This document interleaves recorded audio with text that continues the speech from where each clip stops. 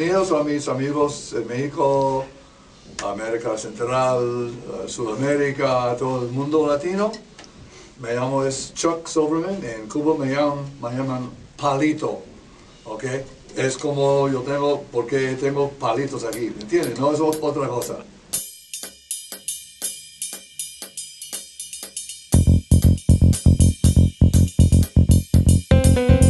How I ended up behind the drums? Well, a couple of things. There was a song called Sweet Pea. I have it still, by the way. Oh, Sweet Pea, come on and dance with me. And it had a drum solo on it. And it was, come on, come on, come on and dance with me.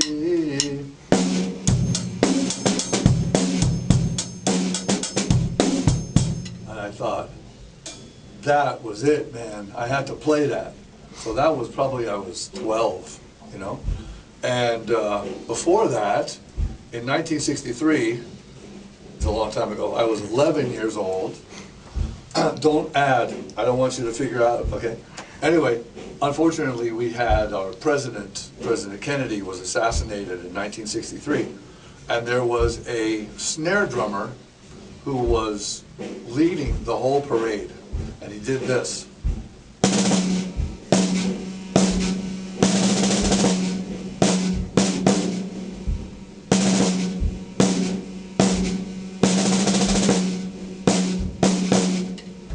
And that got me, that one person could lead all of these people. So those two things, this really kind of pop beat, that's still very popular today, and the Death March from John F. Kennedy, those two things really affected me greatly. And when I was 12, I got my first practice pad and a pair of sticks. I was in 7th grade, and I still have the practice pad, by the way. That was 7 years ago. Little joke. And at 15, I got my first drum set. You have a long and successful career.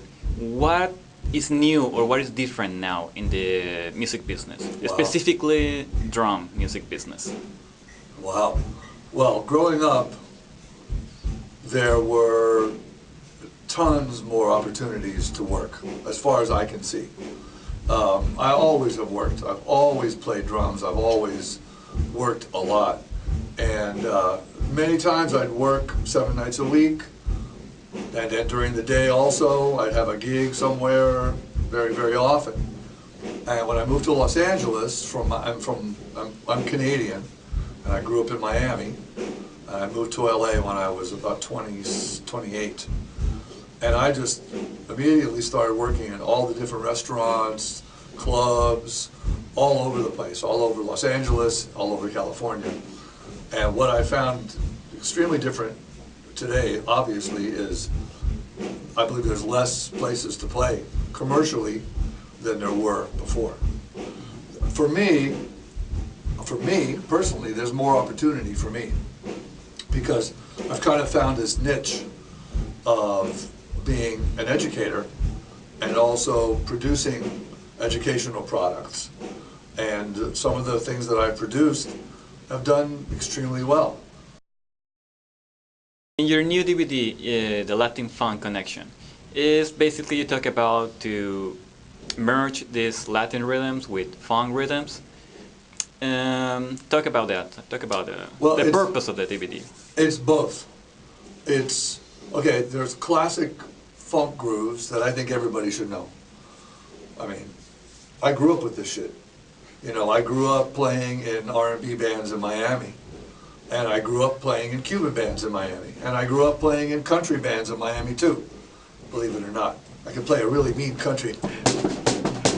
Anyway, so it's basically the DVD is how I taught myself how to play. That's it. Like being influenced by great drummers and figuring out how I could spice up the grooves that I was learning with some of the Latin rhythms that I was listening to growing up in Miami. And so I just invented this style that worked, but it worked conversely as well. I take Latin rhythms like rhythms that are very typical, like this rhythm called cascara, or this rhythm that people call the New York Mozambique, and I just work with them